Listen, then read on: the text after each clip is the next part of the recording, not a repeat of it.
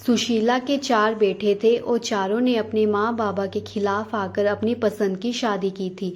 सबसे बड़े बेटे ने एक सिख परिवार की लड़की से शादी की, दूसरे बेटे ने हिंदू धर्म की लड़की से शादी की और तीसरे ने बंगाली परिवार में शादी की और सबसे छोटा बेटा अभी पढ़ रहा था। तो रिकी के माँ बाबा कहते हैं कि देखना, हमारा छोटा बेटा बहुत समझदार है, वो अपनी मर्जी से शादी नहीं करेगा। देखना, वो कहेगा माँ मुझे आपकी पसंद की ही लड़की से शादी करनी है। तो उसका पति मोहन बोलता है कि तुम्हारे तीनों बेटों ने तो तुम्हारी एक नहीं सुनी, ये कौन सा सुनेगा, देख लेना ये भी अपनी मर्जी से ही शादी करेगा। तो सुशीला कहती है कि मुझे अपने बेटे पर पूरा भरोसा है, पर रिकी को तो कुछ और ही कर रहा था। उसकी गर्लफ्रेंड का नाम क्रिस्टल था और वे एक क्रिश्चियन परिवार से संबंध रखती थी।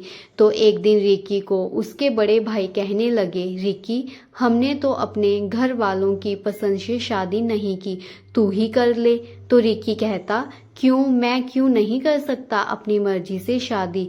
तो बड़े भाई कहने लगे कि हमारी तीनों की बीवियां माँ बाबा को पूछती नहीं, कम से कम अगर तू उनकी मर्जी से शादी करेगा तो तेरे वाली तो उनको पूछेगी। पर रिकी कहता है कि नहीं, मैं अपनी गर्लफ्रेंड क्रिस्टल से ही शादी करूंगा। रिकी माँ बाबा को बोलता है कि मैंने अपने लिए लड़की ढूंढ ली थी और मैं उसी से ही शादी करूंगा। तो माँ कहती है कि क्या वो लड़की हमारे धर्म की है।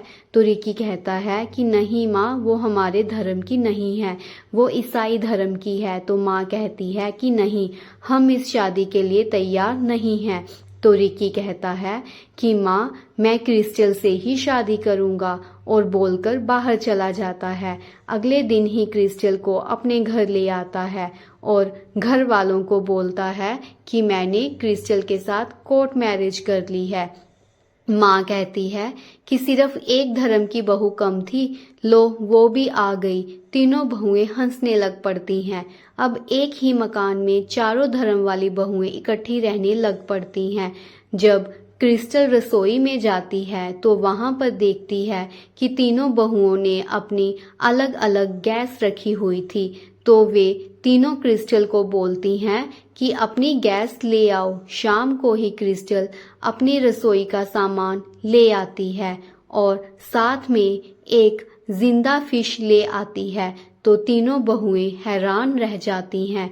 बंगाली बहू कहती है कि ये तो मेरे से भी ज्यादा तेज निकली। हिंदू बहू कहती है कि क्रिस्टल ये सब यहाँ पर नहीं चलेगा। बंगाली बहू कहती है कि माँ ने तो हमें मना किया है कि घर में ये सब कुछ नहीं बनेगा। तो क्रिस्टल कहती है कि मैं तो घर पर ही बनाऊंगी, देखती हूँ कि मुझे कौन मना करता है। क्रिस्टल फिश ले आती है और उसे अच्छे से धोती है और जैसे ही वे चाकू लेकर आती है तो फिश नीचे गिर जाती है। उधर से सिख बहू फटाफट आती है और एक डिब्बे में डालकर उसकी जान बचा लेती है।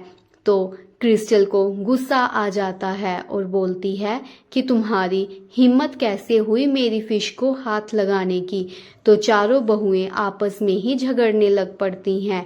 ये सब तमाशा उनके सास ससुर और उनके पति देख रहे होते हैं। जब भी चारों बहुएं रसोई में अपना अपना खाना बनाने के लिए जाती, झगड़ा होना शुरू हो जाता। चारों बेटे और सास ससुर उनके बर्ताव से दुखी हो गए थे। सुशीला को अपनी बहुओं के हाथ का खाना अच्छा नहीं लगता, पर वो कर भी क्या सकती थी। सिख बहू अपने पति से बात करती है कि अब हमारा भी अपना अलग अलग मकान होना चाहिए। कल को हमने अपने बेटों की शादी भी करनी है और दिनों दिन तो महंगाई होती जा रही है। तो उसका पति कहता है कि मैं मेहनत तो कर रहा हूँ, पर बच्चों की फीस ही इतनी ज्यादा है कि कुछ भी नहीं बचता। मैं सोच रहा हूँ कि क्यों ना हम लोन लेकर अपना घर बना लें। तो बाहर सुशीला उनकी बातें सुन रही होती है और सोचती है कि हमारे होते हुए हमारे बेटे लोन लेकर घर बनाएं, ये ठीक नहीं है। तो सुशीला अपने पति मोहन से बात करती है कि हमसे गलती हो गई, हमारे 4 बेटे हैं और हमने उनके लिए एक भी घर नहीं बनाया। चारों एक ही घर में रहते हैं और एक ही रसोई में खाना बनाते हैं। अब ये है भी अलग अलग धर्म की, एक धर्म की होती तो एक ही रसोई में खाना बना लेती। इनके तो स्वभाव भी एक दूसरे से काफी अलग हैं।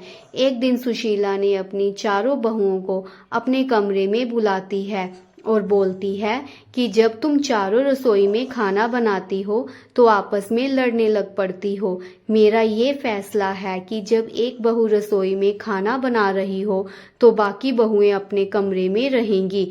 जब वो खाना बनाकर बाहर आ जाती है तो उसके बाद दूसरी बहू रसोई में जाएगी। तो चारों बहुएं अपनी सास की बात मान लेती हैं और बोलती हैं कि ठीक है माँ। अब चारों बहू एक एक करके रसोई में खाना बनाती है। इससे उनके बीच होने वाला लड़ाई झगड़ा खत्म हो जाता है। अब वो एक दूसरे से प्यार से बात करती है। सुशीला अपने पति से बात करती है कि हमारे पास जो भी जायदाद है हम उससे अपने चारों बेटों को उनका अपना अपना मकान बना देते हैं। वैसे भी वो एक ही कमरे में रहते हैं अपने अपने बच्चों के साथ और हम बाहर बरामदे में चारपाई लगाकर सोते हैं। तो सुशीला का पति मोहन कहता है कि तुम ठीक कह रही हो, अब जो नॉन वेज खाता है हम उसे कैसे मना कर सकते हैं। सिख बहू तो नॉन वेज नहीं खाती, उसे भी एक रसोई में मुश्किल होती है। मोहन कहता है कि बात तो तुम्हारी सही है। मोहन अपने चारों बेटों और चारों बहुओं को बुलाता है और उनसे कहता है कि मैंने और आपकी माँ ने सोचा है कि तुम चारों को एक एक घर बनाकर दें। अब आपके भी बच्चे बड़े हो रहे हैं। तो चारों बेटे खुश हो जाते हैं और बोलते हैं कि हम बहुत खुश हैं कि आपने हमारे बारे में इतना सोचा। तो माँ कहती है कि माँ बाप तो अपने बच्चों के लिए जान भी देने को तैयार होते हैं। चारों बहुएं बोलती हैं कि माँ हमने तो आपको कभी सीधे तौर पर बात नहीं की, फिर भी आप हमारे लिए इतना अच्छा सोच रही हैं।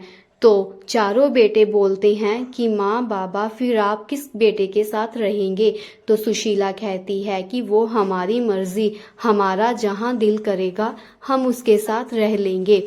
सुशीला और मोहन अपने चारों बेटों को मकान बनाकर दे देते हैं और सारे खुशी खुशी अपने मकान में रहने लग पड़ते हैं। तो फ्रेंड्स, अगर आपको मेरी ये कहानी अच्छी लगी हुई हो तो प्लीज़ चैनल को लाइक, सब्सक्राइब, शेयर और कमेंट ज़रूर कीजिएगा। धन्यवाद।